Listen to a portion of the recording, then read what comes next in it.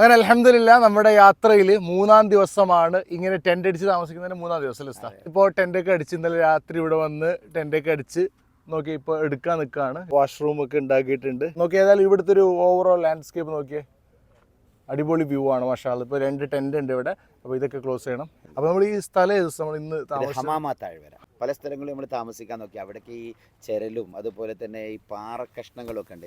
ഇവിടെ ഈ lava tracks, ഇപ്പോൾ ഈ മല തന്നെ നോക്കി, ലാവ ട്രാക്സ് കറുത്ത ഇതിനാണ് നമ്മൾ ലാവ ട്രാക്സ് എന്ന് പറയാം സാധാരണ. അത് ധാരാളം ഉണ്ടാവും. അപ്പോൾ അങ്ങനത്തെ സ്ഥലങ്ങളായിരുന്നു ഇന്നലെ നമുക്ക് കുറേ കിട്ടുന്നത്. നല്ലൊരു സ്ഥലം സെർച്ച് ചെയ്ത് ഇങ്ങനെ ഇവിടെ എത്തി. ഇവിടെ വന്നപ്പോൾ നല്ല ഒരു നിരപ്പുള്ള സ്ഥലം അല്ലേ, ഉറങ്ങാനൊക്കെ നല്ല ഉറങ്ങാനുള്ള നിരപ്പുള്ള സ്ഥലം, താമസിക്കാൻ കിട്ടിയത്. മരങ്ങൾ ധാരാളം ഉണ്ട്. മരങ്ങൾ കാഫ് മരക്കൂട്ടങ്ങളിൽ പെട്ട ഓരോ മരങ്ങളാണ്. കണ്ടില്ലേ, മരുഭൂമിയിൽ മുളച്ചു പൊന്തുന്ന അതിൻ്റെ ഒരു കാട് പോലെ തോന്നിക്കുന്നുണ്ട് നന്നായിട്ട്. അതെ, അതുമാത്രമല്ല ഇവിടെ ഒരു കോട്ട പോലെ നമുക്ക് ഫീൽ ചെയ്തു. കാരണം നോക്കിയാൽ 4 ഭാഗത്തും ചുറ്റുവട്ടത്ത് ഇങ്ങനെ കവർ ചെയ്തിട്ടുണ്ട്. അള്ളബിയൽ ജുമാ കഴിഞ്ഞിട്ട് നേരെ എത്തുന്ന ഹമാമ എന്ന് പറഞ്ഞ താഴ്വരയിലാണ് നമ്മൾ ഉറങ്ങിയത്. അൽഹംദുലില്ലാഹ് പാക്ക് ചെയ്തുകൊണ്ടിരിക്കുകയാണ്. അപ്പോൾ ഇതാണ് വണ്ടി. ഇതിൽ 4 ആളുകളും മറ്റേ വണ്ടിയിൽ 4 ആളുകളാണ്. ഓക്കെ, വണ്ടിയുടെ ഉള്ളിൽ എല്ലാ സെറ്റപ്പും ഉണ്ട്. സ്റ്റൂള്, ഇരിക്കാനുള്ളത്, പാചകം ചെയ്യാനുള്ള, കുക്കിംഗ്, പോർട്ടബിൾ ഗ്യാസ് സ്റ്റൗ തുടങ്ങി എല്ലാം ഇതിലടങ്ങിയതാണ്. കുറേ ദിവസം താമസിക്കാൻ വേണ്ടിയിട്ട്, മരുഭൂമിയിൽ തന്നെ 10 ദിവസമൊക്കെ ഉണ്ടാവുമല്ലോ. അപ്പോൾ അതിന് വേണ്ടിയിട്ടുള്ള A to Z കാര്യങ്ങൾ ഇവിടെ സെറ്റാണ്. അങ്ങനെ പ്രാഥമിക കർമ്മങ്ങളൊക്കെ ചെയ്യാണ്. വെള്ളവുമായി കുളിമുറിയിലേക്ക് പോകുന്നു, ചിലർ കിണ്ടിയുമായി പോകുന്നു. അങ്ങനെ ഏതായാലും നമ്മുടെ ദൈനംദിന പ്രാഥമിക പ്രഭാത കർമ്മങ്ങളൊക്കെ ചെയ്യാണ്. ഓരോരുത്തരും കിണ്ടിയുമായി പോകുന്നു, വരുന്നു, വെള്ളം നിറക്കുന്നു. ഇത് ഷത്താഫ് കേട്ടോ, കയ്യിൽ നമുക്ക് കൊണ്ടു നടക്കാൻ പറ്റുന്ന ഒരു സ്പ്രേ ആണ് ഷവർ. ഏതായാലും നമുക്ക് പെട്ടെന്ന് തന്നെ ഇവിടുന്ന് പോകണം. കാരണം വെള്ളം ഭക്ഷണം കഴിക്കുകയാണ്, നല്ല പഴം കഴിക്കുന്നുണ്ട്, അതുപോലെ ഈത്തപ്പഴം. ഇത്രയേ ഉള്ളൂ കേട്ടോ നമ്മളെ നാസ്റ്റ ഇന്ന് രാവിലെ. ഇത് കഴിച്ചാൽ ഇന്നത്തെ ആയി. ഇനിയിപ്പോൾ രാത്രി ആയിരിക്കും നമ്മൾ കഴിക്കുന്നത്. 1 നേരം അല്ലെങ്കിൽ 2 നേരം ജമ്മാക്കിയിട്ടൊക്കെയാണ് നമ്മുടെ ഭക്ഷണം. യാത്ര എന്ന് പറയുമ്പോൾ അങ്ങനെ ഒരു ത്യാഗമാണല്ലോ. നമ്മളിങ്ങനെ ത്യാഗം ചെയ്യുന്നതുകൊണ്ട് നിങ്ങൾക്ക് ഇങ്ങനെ ഒരുപാട് കാഴ്ചകൾ കാണുന്നു. നമ്മൾ അനുഭവിച്ച ത്യാഗത്തിൻ്റെ ഒരു റിസൾട്ടാണ് നിങ്ങളിപ്പോൾ ഈ കാണുന്ന വീഡിയോ. അപ്പോൾ നാം പാസ് ചെയ്യുന്നത് നബി സല്ലല്ലാഹു അലൈഹി വസല്ലമ തങ്ങൾ ഹിജ്റ വഴിയിൽ ഉമ്മു മഅബദ് റളിയല്ലാഹു അൻഹയുടെ ഖൈമക്ക് കഴിഞ്ഞ ശേഷം പാസ് ചെയ്ത വാദി ഖുദൈദിലൂടെയാണ്. ജിദ്ദക്കടുത്തുള്ള ഖുലൈമ തൊട്ട് 150 കിലോമീറ്ററോളം നീണ്ടുകിടക്കുന്ന ഈ വലിയ വാദിക്ക് ഹിജ്റ വേളയിൽ പ്രവാചകർ പാസ് ചെയ്തതിനപ്പുറം അവിസ്മരണീയമായ വലിയ ഒരു സംഭവത്തിന് സാക്ഷിയാവുക കൂടി ചെയ്തിട്ടുണ്ട്. ബനുൽ മുസ്തലഖ് യുദ്ധം അരങ്ങേറിയത് ഇവിടെ വെച്ചാണ്. ബീവി ആയിഷ റളിയല്ലാഹു അൻഹയുടെ മാല നഷ്ടപ്പെട്ടതും സഫ്വാൻ റളിയല്ലാഹു അൻഹു അവരെ കൂട്ടിക്കൊണ്ടു പോവുകയും പിന്നീട് കപടവിശ്വാസികൾ അവർക്കെതിരെ ആരോപണങ്ങൾ അഴിച്ചുവിടുകയുമൊക്കെ ചെയ്തത് വാദി ഖുദൈദിൽ അരങ്ങേറിയ ബനുൽ മുസ്തലഖ് യുദ്ധത്തിന് ശേഷമാണ്. ഞാനൊന്ന് മരിച്ചുപോയെങ്കിൽ എന്നാഗ്രഹിച്ചു പോയ ബീവിയുടെ നിരപരാധിത്വം തെളിയിച്ചുകൊണ്ട് വാനലോകത്ത് നിന്നും സൂറത്തുന്നൂറിൻ്റെ സിംഹഭാഗവും അവതരിച്ചു.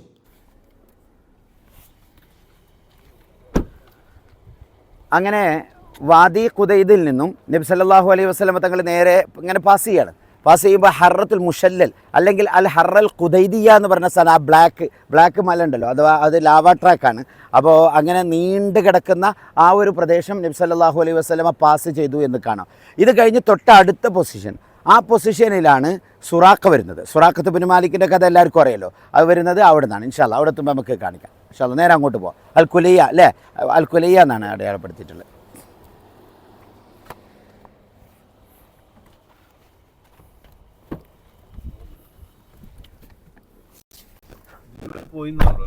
ഈ വഴി പോയി മുഷല്ലിൽ ഇങ്ങനെ അടുത്ത് ഖുദൈദിൽ നിന്ന് പിന്നെ നേരെ ഇങ്ങനെ വന്നു. ആ മുഷല്ലിൽ മുന്നിലാക്കിയിട്ട് ഇനി അങ്ങോട്ട് ഇല്ല, ഇനി വഴി വീണ്ടും മാറുക. അങ്ങനെ ട്രാക്ട് ഓഫ് മുഷല്ലൽ പിന്നിട്ട് വാദി കുലയ്യയിലാണ് നബി സല്ലല്ലാഹു അലൈഹി വസല്ലമയും സംഘവും എത്തുന്നത്. അതിൽ വാദി കുലയിൽ എത്തുന്നതിൻ്റെ മുമ്പ് നമ്മളിപ്പോൾ വന്ന വഴിയിൽ വാദി ദൗറാൻ എന്ന് പറഞ്ഞൊരു വാദിയുണ്ട്. അത് നമ്മൾ പാസ് ചെയ്തിട്ടുണ്ട്. ജസ്റ്റ് നബി സല്ലല്ലാഹു അലൈഹി വസല്ലം ടച്ച് ചെയ്യാതെ ദൗറാൻ വാദി വഴി പാസ് ചെയ്തു എന്ന് കാണാം. ഇപ്പോൾ വാദി കുലയ്യയിലാണ്. അപ്പോൾ സുറാഖ റളിയല്ലാഹുവിൻ്റെ അത് നമ്മളൊക്കെ കേട്ട് പരിചയമുള്ള ആ സുപ്രസിദ്ധമായ ചരിത്രം അരങ്ങേറിയ ഒരു സ്ഥലം കൂടിയാണ്. സുറാഖ റളിയല്ലാഹുവിൻ്റെ ചരിത്രം എന്ന് പറഞ്ഞാൽ, സുറാഖത്ത് ബിൻ മാലിക് അദ്ദേഹം മക്കയിലെ വളരെ തന്ത്രജ്ഞാനിയും കാൽപ്പാടുകൾ വളരെ കൃത്യമായി മനസ്സിലാക്കാനുള്ള ഒരു കഴിവുള്ള ആളായിരുന്നു. ഓരോരുത്തരുടെ കാൽപ്പാടുകളും കണ്ടറിഞ്ഞുകൊണ്ട് അത് ആരുടേതാണെന്ന് നോക്കി അത് പിൻപറ്റി ഈവൻ ആരെങ്കിലും മായ്ച്ചാൽ പോലും അത് കൃത്യത, ഓരോരുത്തരുടെ കഴിവാണല്ലോ, അത് കൃത്യമായി മനസ്സിലാക്കാൻ കഴിവുള്ള ഒരു പടയാളിയായിരുന്നു, ഒരു കുതിരപ്പടയാളിയായിരുന്നു. അപ്പോൾ ഈ കുതിരസവാരിക്കാരൻ അദ്ദേഹത്തിൻ്റെ ഒരു കുടുംബയോഗം നടക്കുകയാണ്. ആ നടക്കുന്ന വിഷയത്തിലാണ് പറയുന്നത്, ഖുറൈശികളെ കഥ കേട്ട് നിങ്ങൾ, ഖുറൈശികളെല്ലാവരും കാവൽ നിന്നിട്ടും മുഹമ്മദും കൂട്ടരുമൊക്കെ രക്ഷപ്പെട്ടു എന്ന വിവരം ഇവരുടെ ഈ കുടുംബ മീറ്റിങ്ങിൽ വെച്ചിട്ട് അവരുടെ കുടുംബ നേതാവ് പറയാൻ. ഇതങ്ങ് പറഞ്ഞ ഉടനെ സുറാഖ് എന്ത് ചെയ്യുന്നു, അദ്ദേഹം ആരെയും ഇനി ഈ വിവരം വേറെ ആരോടും പറയരുത്, 100 ഒട്ടകം സമ്മാനമായി പ്രഖ്യാപിച്ചിട്ടുണ്ടല്ലോ, അത് എനിക്ക് തന്നെ കിട്ടണം, ഈ വിവരം ഞാൻ ആരോടെങ്കിലും പറഞ്ഞാൽ വേറെ ആരെങ്കിലും ഇത് പോകുമല്ലോ എന്നാലോചിച്ചിട്ട് അദ്ദേഹം ചാടി പുറപ്പെടുകയാണ്. കുതിരയെ തയ്യാറാക്കി ഓടി. അദ്ദേഹത്തിൻ്റെ കഥയിൽ തന്നെ കാണാം, ഞാൻ മറ്റൊന്നിനും തയ്യാറായില്ല, എൻ്റെ എല്ലാം കിട്ടാവുന്നതൊക്കെ കയ്യിലെടുത്തുകൊണ്ട് ഞാൻ എൻ്റെ കുന്തവും കയ്യിൽ പിടിച്ചുകൊണ്ട് ഓടി വന്നു. ഒരു 2-3 ദിവസം യാത്ര ചെയ്തുകൊണ്ട് ഇവിടെ എത്തുകയാണ്. അങ്ങനെ വളരെ ദൂരെ നിന്ന് ഈ സംഘത്തെ കാണാണ് പ്രവാചകർ, അതുപോലെ തന്നെ അബൂബക്കർ സിദ്ദീഖ് റളിയല്ലാഹുവിനും അബ്ദുല്ലാഹിബിൻ ഉറൈഖത്ത്, ആമിർ ബിൻ ഫുഹൈറ, ഇവരെ കാണാണ്. ഇതിങ്ങനെ കണ്ടപ്പോൾ സിദ്ദീഖ് റളിയല്ലാഹുവിനു ഈ നിഴലിങ്ങനെ കണ്ടപ്പോൾ തന്നെ മാറാൻ തുടങ്ങി. ഇവരെ കണ്ട ഉടനെ തന്നെ എനിക്കിതാ 100 ഒട്ടകം ഉറപ്പാകാൻ പോകുന്നു എന്ന് പറഞ്ഞാണ്ട് അദ്ദേഹം ഈ കുതിരയുടെ പുറത്തുനിന്ന് ആഞ്ഞ് വലിച്ചെറിയാണ് അദ്ദേഹത്തിൻ്റെ കുന്തം അങ്ങ് വലിച്ചെറിയാൻ തുടങ്ങിയപ്പം കുന്തം പോയിട്ട് നേരെ മുന്നിൽ പതിക്കുകയും അതോടൊപ്പം കുതിര ചെരിഞ്ഞ് വീഴുകയും ചെയ്തു. കുതിരേൻ്റെ പുറത്തുനിന്ന് അദ്ദേഹം വീഴുകയാണ്. സുറാഖ വീണ ഉടനെ തന്നെ പറയാണ്, കുതിരയാണ് ക്ഷപിക്കുന്നത്. എന്താണ് ഒരു മനുഷ്യനൊരു സമ്മാനം കിട്ടാൻ നേരത്ത് ഈ നിലക്ക് എന്ത് കുതിരയാണ്, അള്ളാഹു അൽഅനു എന്നൊക്കെ പറഞ്ഞ് കുതിരയെ ക്ഷപിക്കുന്നുണ്ട്. അങ്ങനെ ആ സമയത്താണ് അബൂബക്കർ സിദ്ദീഖ് റളിയല്ലാഹു അൻഹു അദ്ദേഹത്തോട് പറഞ്ഞു, നബി സല്ലല്ലാഹു അലൈഹി വസല്ലം നിന്നെ രക്ഷപ്പെടുത്താൻ വേണ്ടി പ്രാർത്ഥിച്ചിട്ടുണ്ട്, അതുകൊണ്ട് ഒരു കാര്യം ചെയ്തോ, നീ തിരിച്ചു പോയിക്കോന്നു. പക്ഷെ ഒരു കാര്യം, ഇനി എണീറ്റിട്ട് ഇത് ചെയ്യരുത് എന്ന് പറഞ്ഞു. വീണ്ടും അദ്ദേഹം കുതിരപ്പുറത്ത് കയറി. അപ്പം ഇങ്ങനെ സന്തോഷം. അപ്പോൾ അയാൾക്ക് ഈ 100 ഒട്ടകത്തെ വീണ്ടും ഓർമ്മ വരികയാണ്. ഞാനെങ്ങാനും ഇവരെ പിടിച്ചു പോയാൽ എനിക്ക് 100 ഒട്ടകം കിട്ടുമല്ലോ, ഞാൻ എന്തിനാ അങ്ങനെ മടങ്ങേണ്ടതെന്ന് ആലോചിച്ചിട്ട് വീണ്ടും എറിയാൻ തുടങ്ങി. എറിഞ്ഞപ്പോൾ കുറച്ച് കുതിര മുന്നോട്ട് പോയി വീണ്ടും എറിയാൻ തുടങ്ങിയപ്പം വീണ്ടും എന്തായി, കുതിര വീണ സമയത്ത് അബൂബക്കർ റളിയല്ലാഹു അൻഹു വീണ്ടും പറയാണ്, നിനക്ക് നല്ല സമ്മാനമൊക്കെ വാഗ്ദത്തം ചെയ്യുന്ന റസൂലുള്ളാഹി സ്വല്ലല്ലാഹു അലൈഹി വസല്ലം നിനക്ക് നജാത്ത് കൊണ്ട് പ്രാർത്ഥിച്ചിട്ടുണ്ട്, അതാണ് ഏറ്റവും വലിയ സമ്മാനം എന്നൊക്കെ പറഞ്ഞിട്ട് നിനക്ക് രക്ഷ ഉണ്ടാകാനും നിനക്ക് ഹിദായത്തിനൊക്കെ അപ്പോൾ വീണ്ടും നിൻ്റെ പ്രവാചകനോട് ഒന്നുകൂടി പ്രാർത്ഥിക്കാൻ പറ എന്നൊക്കെ ആദ്യം പറയുന്നുണ്ട്, സുറാഖ പറയുന്നുണ്ട്. അപ്പോൾ വീണ്ടും രക്ഷപ്പെട്ടു. അങ്ങനെ കയറി പിന്നെയും ചാടിക്കാൻ നോക്കി. അദ്ദേഹത്തിൻ്റെ ആ ഒരു സമ്പത്തിനോടുള്ള അതിമോഹം നിയന്ത്രിക്കാൻ കഴിയാതെ ഇപ്പോൾ വീണ്ടും കുതിരപ്പുറത്ത് കയറി നോക്കി. പക്ഷേ 3-ാമത്തെ തവണ വീണ സമയത്ത് പിന്നെ അദ്ദേഹം തന്നെ തീരുമാനിച്ചു, ഈ കുതിരയെ ഒരുപാട് ക്ഷപിച്ച ശേഷം ഇതിലെന്തോ ഒരു അത്ഭുതമുണ്ട് എന്ന് അദ്ദേഹത്തിന് മനസ്സിലായി. അപ്പോഴാണ് പ്രവാചകർ സല്ലല്ലാഹു അലൈഹി വസല്ലം ഇങ്ങനെ എണീറ്റ് രക്ഷപ്പെട്ടു എന്നിങ്ങനെ സുറാഖ അങ്ങനെ രക്ഷപ്പെട്ടു എന്ന് കണ്ടപ്പോൾ നബി സല്ലല്ലാഹു അലൈഹി വസല്ലം ഒന്നും ചോദിക്കാതെ അങ്ങോട്ട് ചോദിക്കുകയാണ്, കൈഫ ബിക ഇദാ ലബിസ്ത സിവാറൈ കിസ്റ വമിൻതഖതഹു വതാജ. കിസ്റയുടെ 2 വളകൾ നിന്റെ കൈകളിൽ അണയുന്ന നേരത്തെക്കുറിച്ച് നീ ഒന്ന് ആലോചിച്ചു നോക്കൂ, എന്തായിരിക്കും നിന്റെ അവസ്ഥ? കിസ്റ ബിൻ ഹുർമുസിൻ്റെ മകൻ പേർഷ്യൻ രാജാവായ കിസ്റയുടെ വളയോ എന്നൊരു ചോദ്യം. പക്ഷേ ഏതായാലും രക്ഷപ്പെട്ടതാണല്ലോ, ഇനി കൂടുതൽ അങ്ങോട്ടും ഇങ്ങോട്ടും തർക്കത്തിനൊന്നും നിൽക്കണ്ട, ഞാൻ പോവുകയാണെന്നുള്ള നിലക്ക് പോയി. അപ്പോൾ പറഞ്ഞു, എനിക്കെന്തെങ്കിലും എന്നെ രക്ഷപ്പെടുത്താൻ വേണ്ടി എന്തെങ്കിലും എഴുതണമെന്ന് പറഞ്ഞു, ഒരു അമാന വേണം, നീ മുസ്ലിം ആവണമെന്ന് പറഞ്ഞു. ഞാൻ മുസ്ലിം ആവണില്ല, പക്ഷേ എനിക്കൊരു അമാന എഴുതണമെന്ന് പറഞ്ഞു. അപ്പോൾ അഭയം നൽകിക്കൊണ്ടൊരു ചെറിയൊരു തോൽ കഷ്ണം എടുക്കാൻ വേണ്ടി ആമിർ ബിൻ ഫുഹൈറ റളിയല്ലാഹുവിനോട് അബൂബക്കർ സിദ്ദീഖ് റളിയല്ലാഹു ആവശ്യപ്പെട്ടു. അദ്ദേഹം അത് എടുത്തു കൊടുത്തു. അതിൻ്റെ പുറത്ത്, ആ തോൽപ്പുറത്ത് ഒരു എഗ്രിമെൻറ്റ് ഒരിക്കലും ഉണ്ടാവില്ല. പക്ഷേ ഒരു കാര്യം, എന്താ ഞാൻ ചെയ്യേണ്ടതെന്ന് ചോദിച്ചു. ഒന്നും ചെയ്യേണ്ട, എൻ്റെ ഭക്ഷണവും കാര്യമൊക്കെ ഞങ്ങൾക്ക് തരാം, എന്നാലും ഇന്നൊന്ന് രക്ഷപ്പെടുത്തി തരുമെന്ന് ആര് പറഞ്ഞു? സുറാഖ പറഞ്ഞത്. ഞങ്ങൾക്കൊന്നും വേണ്ട, പക്ഷെ ഒരു കാര്യം, ആരോടും ഞങ്ങളെ ഈ വഴിയെക്കുറിച്ച് പറയരുത്, ഞങ്ങളെ കണ്ട വിവരം നീ ആരോടും പറയരുത്, നീ പൊയ്ക്കോ എന്ന് പറഞ്ഞു. അങ്ങനെ അഭയം നൽകിയ കത്തെഴുതി നബി സല്ലല്ലാഹു അലൈഹി വസല്ലം അവരോട് യാത്ര ചോദിക്കുകയാണ്. അങ്ങനെ 2 പേരും തിരിഞ്ഞു പോയ ആ ഒരു സ്ഥലമാണ് ഇപ്പോൾ അത്. പിന്നീട് സുറാഖയുടെ കഥയിൽ പിന്നെ കാലങ്ങളോളം അദ്ദേഹം അവിടെ തന്നെ നിന്നു.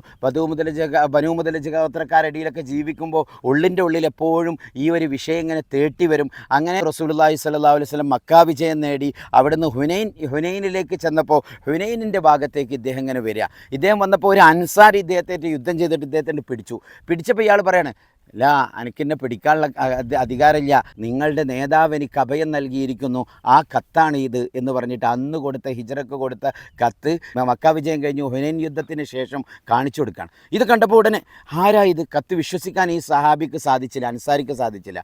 അൻസാരി ഈ പറയുന്നത് സത്യമാണോ എന്ന് ഉറപ്പുവരുത്താൻ മുഹമ്മദ് റസൂലുള്ളാഹി സ്വല്ലല്ലാഹു അലൈഹി വസല്ലം തങ്ങളുടെ അടുക്കലേക്ക് ചെന്നു. അപ്പോൾ നബി പറയണം, അൽ യൗമു യൗമു ബിർരിൻ, ഇന്ന് ബിർറ് ചെയ്യേണ്ട ദിവസമാണ്, എല്ലാവർക്കും മാപ്പ് കൊടുക്കേണ്ട ദിവസമാണെന്ന് പറഞ്ഞ് അദ്ദേഹത്തെ സ്വീകരിച്ചിരുത്തി സുറാഖയോട് കാര്യങ്ങളൊക്കെ പറഞ്ഞു. പിന്നീട് സുറാഖ റളിയല്ലാഹു അൻഹു വളരെ നല്ല ഒരു മുസ്ലിം ആവുകയും ഇസ്ലാമിൻ്റെ ഒരു പടയാളിയാവുകയും ചെയ്യാണ്. കാലങ്ങൾ കഴിഞ്ഞു. അബൂബക്കർ സിദ്ദീഖ് റളിയല്ലാഹു അൻഹു വഫാത്തായി. ഉമറുൽ ഫാറൂഖ് റളിയല്ലാഹു അൻഹു അധികാരത്തിലെത്തി. ഉമറുൽ ഫാറൂഖ് റളിയല്ലാഹു അൻഹു ഇപ്പോഴത്തെ ഇറാഖിലെ ബഗ്ദാദിൽ നിന്നും 44 കിലോമീറ്റർ പോയാൽ പഴയകാല ഇറാഖിൻ്റെ തലസ്ഥാനമായിരുന്നു മദായിൻ. ആ മദായിൻ പട്ടണത്തിലെ കോട്ട നമുക്കൊക്കെ കാണാൻ പറ്റും. കിസ്റ കോട്ട ഇപ്പോഴും ഉണ്ട് അവിടെ. എനിക്ക് കാണാൻ ഭാഗ്യം സിദ്ധിച്ചിട്ടുണ്ട് അൽഹംദുലില്ലാ. നമുക്കൊക്കെ ഇറാഖ് പോയാൽ കാണാൻ പറ്റുന്നൊരു സ്ഥലം. ആ മദായിൻ കോട്ടയുടെ ഉള്ളിലേക്ക് കയറി അങ്ങനെ അവിടെ കുഴിച്ചിട്ട കെൻസുകൾ, നിധികളൊക്കെ എടുത്തു.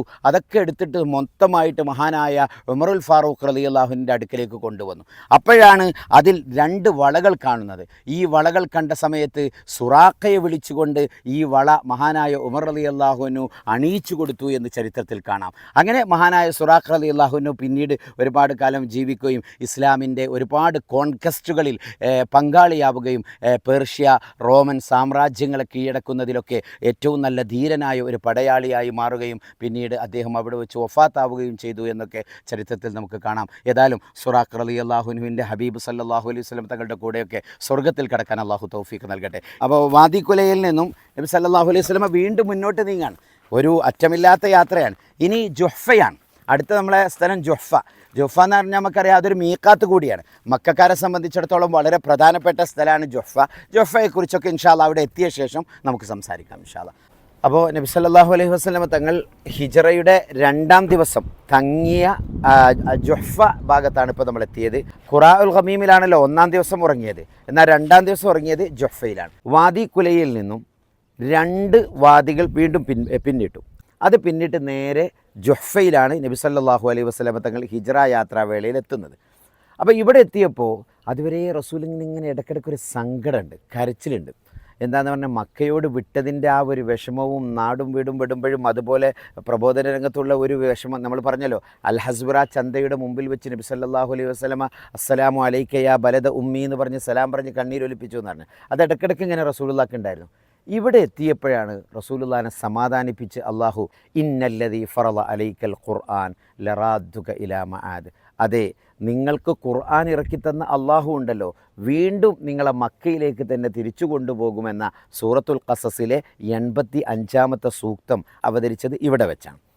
അപ്പം അങ്ങനെ ജുഹ്ഫ പിന്നിട്ട് നബി സല്ലല്ലാഹു അലൈഹി വസല്ലമ വീണ്ടും ഓരോ മലകൾ താണ്ടി നമുക്ക് ആ വഴികളൊക്കെ പോകാം ഇൻഷാ അല്ലാഹ്. അത് കാണുകയും മനസ്സിലാക്കുകയും ചെയ്യാം. ജുഹ്ഫക്ക് വേറെയും ഒരുപാട് പ്രത്യേകതകളുണ്ട്. നബി സല്ലല്ലാഹു അലൈഹി വസല്ലമ മക്ക വിജയത്തിൻ്റെ അന്നിങ്ങനെ മാർച്ച് ചെയ്യാം. ആ മാർച്ച് ഒരു രസകരമായ മാർച്ചാണ്. ഓരോ കബീലക്കും ഓരോ അമീറിനെ വെച്ചുകൊണ്ട് ഓരോ സംഘത്തിലും 2000, 3000 ഒക്കെ ആളുകൾ ഇങ്ങനെ വെച്ചുകൊണ്ട് ഒരു മാർച്ച് പാസ്റ്റ് പോലെ ഇങ്ങനെ മാർച്ച് ചെയ്യാം. അങ്ങനെ മാർച്ച് ചെയ്യുന്ന ഇടയിലാണ് പെട്ടെന്ന് മഹാനായ അബ്ബാസ് റളിയല്ലാഹു അൻഹു കുടുംബസമേതം ഇങ്ങനെ വരുന്നുണ്ട്. അതുവരെ അബ്ബാസ് റളിയല്ലാഹു അൻഹു ഇസ്ലാമിലേക്ക് പരസ്യമായി കടന്നു വന്നിട്ടുണ്ടായിരുന്നില്ല. അപ്പോൾ അബ്ബാസ് റളിയല്ലാഹു അൻഹു ഹിജ്റക്കായിട്ട് ഇങ്ങോട്ട് തിരിച്ചു വരാം. ഈ വരുന്ന വേളയിലാണ് നബി സല്ലല്ലാഹു അലൈഹി വസല്ലം കണ്ടുമുട്ടുന്നത്. അപ്പോൾ അബ്ബാസ് റളിയല്ലാഹു അൻഹുവിനെ പിടിച്ചു തിരിച്ച് നമ്മളെ കൂടെ അങ്ങോട്ട് തന്നെ പോരി, നിങ്ങൾ ഇനി ഹിജ്റ പോരണ്ട, നമുക്ക് നാട്ടിലേക്ക് തന്നെ തിരിച്ചു പോകാം എന്ന് പറഞ്ഞ് അബ്ബാസ് റളിയല്ലാഹു അൻഹുവിനെ തിരിച്ചു കൊണ്ടുപോകുന്ന ഇവിടെ വെച്ചാണ് ഒരു സംഭവം. രണ്ടാമത്തെ ഒരു സംഭവം, മദീനയിൽ ഈ സഹാബത്ത് എത്തിയ സമയത്ത് വലിയ തണുപ്പായിരുന്നു. ഇവിടെ ചൂടുകാലത്ത് ഹിജ്റ പോയി അങ്ങനെ തണുപ്പ്, അവിടെ മദീനയിലെ അവസ്ഥയോ നല്ല തണുപ്പ് അനുഭവപ്പെടുന്ന കാലമാണ്. അപ്പോൾ അവരുടെ നാടല്ലാത്തൊരു നാട്ടിൽ വന്ന് സ്ഥിരതാമസമാക്കുന്നൊരു അനുഭവം ഉണ്ടായപ്പോൾ അവർക്ക് വല്ലാതെ പനി പിടിക്കാൻ തുടങ്ങി. പനി പിടിച്ചിട്ട് ആകെ വിറച്ച സമയത്ത് റസൂലുള്ളാഹി സ്വല്ലല്ലാഹു അലൈഹി വസല്ലമയോട് ദുആ ചെയ്യാൻ വേണ്ടി ആവശ്യപ്പെടുകയാണ്. അപ്പോൾ വബാ പിടിച്ചു എന്നാണ്, പ്ലാഗ് രോഗങ്ങൾ പിടിച്ചിട്ട് ചില സഹാബത്തൊക്കെ മരണത്തിൻ്റെ വക്കിലെത്തി. മഹാനായ ബിലാൽ റളിയല്ലാഹു അൻഹു തങ്ങളിങ്ങനെ കിടന്നിട്ട് പാടാൻ തുടങ്ങി, അലാ ലൈത ശിഅരി ഹൽ അബീതന്ന ലൈലതൻ ബിവാദി വഹൗലി ഇദ്ഖിറും വഹലീലു, ചെങ്ങണപ്പുല്ലുകൾ മുളക്കുന്ന എൻ്റെ ആ മക്കയിലേക്കൊന്ന് പോകാൻ എനിക്ക് ഭാഗ്യമുണ്ടാകുമോ, ഏതെങ്കിലും ഒരു രാത്രി ആ ഒരു വാദിയിൽ ഉറങ്ങാനുള്ള അവസരം ഉണ്ടാകുമോ എന്ന് ആ നെസ്റ്റോളജിക് ഫീലിങ്ങിൽ, ആ ഒരു ഗ്രഹാതുരത്വത്തിൻ്റെ നൊമ്പരം പ്രകടിപ്പിക്കാൻ മഹാനായ ബിലാൽ റളിയല്ലാഹുവിന് തയ്യാറായി. ആ സമയത്താണ് റസൂലുള്ളാഹി സ്വല്ലല്ലാഹു അലൈഹി വസല്ലം അല്ലാഹുമ്മ ബാരിക് ലനാ ഫീ മുദ്ദിഹ വസാഇഹ അല്ലാഹുമ്മ അഹ്ബിബ് ഇലൈനൽ മദീന, മദീനയോട് ഞങ്ങൾക്ക് സ്നേഹം കൊണ്ട കമാ അഹ്ബബ്ത ഇലൈനൽ മക്കത ഔ അഷദ്, മക്കയോട് ഞങ്ങൾക്ക് എങ്ങനെയാണോ ഇഷ്ടമുണ്ടായത് അതിനേക്കാൾ കൂടുതൽ മദീനയെ സ്നേഹിക്കാനുള്ള ഭാഗ്യം നൽകണേ എന്ന് പ്രാർത്ഥിക്കാൻ പറഞ്ഞു. ആ പ്രാർത്ഥിച്ച സമയത്ത് മദീനയിലെ വബാ ഒരു സ്ത്രീയുടെ രൂപത്തിൽ ജുഹ്ഫയുടെ ഭാഗത്തേക്ക് പോകുന്നതായി ഞാൻ കണ്ടു എന്ന് ഹദീസിൽ കാണാം. രണ്ടാമത്തെ സംഭവം. മൂന്നാമത്തെ സംഭവം, ബദർ യുദ്ധവേളയിൽ നബി സല്ലല്ലാഹു അലൈഹി വസല്ലമ ബദറിനായി പുറപ്പെട്ടു എന്ന വിവരം അബൂ സുഫിയാനും കൂട്ടരെയും പിടിക്കാൻ വേണ്ടി, അബൂ സുഫിയാൻ്റെ ചെറു സംഘത്തെ പിടിക്കാൻ വേണ്ടിയാണ് ആര് പുറപ്പെട്ടത്? നബി സല്ലല്ലാഹു അലൈഹി വസല്ലമ പുറപ്പെട്ടത്. അപ്പോൾ ആ വിവരം, നിങ്ങളുടെ സംഘത്തെ പിടിക്കുന്നു എന്ന വിവരം ലംലം എന്ന അടിമ, ഉളരിയുടെ ലംലമും നാക്കത്തേറി എന്ന പാട്ടൊക്കെ കേട്ടിട്ടുണ്ടാവും. അപ്പോൾ ആ ലംലം എന്ന അടിമ ഇവിടെ വന്നുകൊണ്ടാണ്, ഇവിടെ എത്തിയപ്പോൾ ഖുറൈശികളിലെ ചില ആളുകളെ ഇവിടെ വെച്ച് കാണുകയും അവരോട് അൽ ഐർ, നിങ്ങളുടെ സംഘം ഇതാ പിടിക്കാൻ പോകുന്നു മുഹമ്മദും വ അസ്ഹാബുഹു എന്ന് പറഞ്ഞ വാർത്ത കൊടുത്തതും ഇവിടെ വെച്ചാണ്. അപ്പോൾ ബദർ യുദ്ധത്തിലേക്ക് അബൂജഹലും കൂട്ടരും ഇവിടെ നിന്നുള്ള ഇൻഫർമേഷൻ കിട്ടിയിട്ടാണ്, ജുഹ്ഫയിൽ നിന്നുള്ള ഇൻഫർമേഷൻ കിട്ടിയിട്ടാണ് വന്നത്. നമ്പർ 1. നമ്പർ 2, അബ്ബാസ് റളിയല്ലാഹുവിനെ കണ്ടുമുട്ടിയത്. മൂന്നാമതായി മഹാനായ നബി സല്ലല്ലാഹു അലൈഹി വസല്ലമ തങ്ങൾക്ക് സൂറത്തുൽ ഖസസിലെ 85ാമത്തെ സൂക്തം ഇറങ്ങിയത്, അതുപോലെ ജുഹ്ഫയെക്കുറിച്ച് നമ്മളെ വബാ ഈ ഭാഗത്തേക്ക് വന്നു എന്നിത്യാദി ഒരുപാട് പരാമർശം നമുക്ക് കാണാം. മാത്രമല്ല ഇവിടെ വ്യക്തമായിട്ട് എഴുതി വച്ചിട്ടുണ്ട്, എന്താണ് ജുഹ്ഫ ഒഫി അവലിൽ ജുഹ്ഫത്തി മസ്ജിദുൽ ലിന്നബി സല്ലല്ലാഹു അലൈഹി വസല്ലം ബിമൗദിഇൻ യുഖാലു ലഹു അസ്വർ എന്ന് പേരുള്ള ഒരു സ്ഥലത്ത്, ഇംഗ്ലീഷിൽ ഇത് കാണാം, അസൂർ എന്ന പേരുള്ള സ്ഥലത്ത് നബി സല്ലല്ലാഹു അലൈഹി വസല്ലം തങ്ങൾ ഒരു പള്ളിയുണ്ട് എന്ന് കാണാം. അതേപോലെ വഫി ആഖിരിഹ ഇൻദൽ അലമീൻ, അഥവാ എന്താണ് ഹദ്ദുൽ ഇഹ്റാം ലിമൻ അറ മസ്ജിദുൻ ആഖർ ലിന്നബി യുഖാലു ലഹു മസ്ജിദുൽ അഇമ്മ എന്ന പേരിൽ അറിയപ്പെടുന്ന ഒരു പള്ളിയും ഇവിടെ റസൂലുള്ളാഹിക്കുണ്ട് എന്നൊക്കെ ഇവിടെ രേഖപ്പെടുത്തി തന്നെ വെച്ചിട്ടുണ്ട്. ഏതായാലും ജുഹ്ഫ ചരിത്രത്തിൽ അടയാളപ്പെടുത്തിയ വലിയൊരു സ്ഥലമാണ് ഇൻഷാ അല്ലാഹ്. റാബഖ് എന്ന ഒരു സ്ഥലം ഇവിടെ അടുത്താണ്. ഈ റാബഖ് ഇപ്പോൾ പെട്രോ കെമിക്കൽ കമ്പനികളൊക്കെ ധാരാളം ഉള്ളൊരു സ്ഥലമാണ്. ആ റാബഖിന്ന് ഇൻഷാ അല്ലാഹ് റാബഖ് വഴി പ്രവാചകർ സല്ലല്ലാഹു അലൈഹി വസല്ലമ തങ്ങൾ പാസ് ചെയ്തതായി കാണാം. അവിടെ ഒരു സ്റ്റോൺ ഉണ്ട് ഇപ്പോഴും, ഹജറു ഹിജറത്ത് റസൂൽ എന്ന് പറഞ്ഞിട്ട് ഒരു സ്റ്റോണ് നമുക്ക് കാണാം. ഏതായാലും ആദ്യം നമ്മൾ ളുഹ്ർ അസ്റും ഇവിടുന്ന് ജമ്മാക്കി നിസ്കരിക്കാം, എന്നിട്ട് ഇൻഷാ അല്ലാഹ് അടുത്ത കേന്ദ്രം ലക്ഷ്യമാക്കി നമുക്ക് പോകാം. അസ്സലാം. നാം ഇപ്പോൾ സഞ്ചരിച്ചു കൊണ്ടിരിക്കുന്നത് റാബഖ് എന്ന് മലയാളികൾ വിളിക്കാറുള്ള റാബഖ് നഗരത്തിലൂടെയാണ്. ഹിജ്റ വേളയിലെ ഒരു പ്രധാന സ്റ്റേഷൻ തന്നെയായിരുന്നു ഇതും. ഇവിടെ തന്നെയായിരുന്നു വിശ്വാസികളുടെ മാതാവെന്ന പേരിൽ അറിയപ്പെട്ട നബി സല്ലല്ലാഹു അലൈഹി വസല്ലമ തങ്ങളുടെ പത്നി ജുവൈരിയ റളിയല്ലാഹു അൻഹയുടെ വീടും. നോക്കി ആടിനെ മേയ്ക്കുന്ന സ്ത്രീകളെ എനിക്ക് ഇവിടുന്ന് കാണാൻ സാധിച്ചു കേട്ടോ. ഏതായാലും ഇൻഷാ അല്ലാഹ് ഗദീർ ഹുമ മുതലുള്ള ഭാഗങ്ങൾ അടുത്ത 7 പാർട്ടിലായിരിക്കും ഇൻഷാ അല്ലാഹ് വരുന്നത്.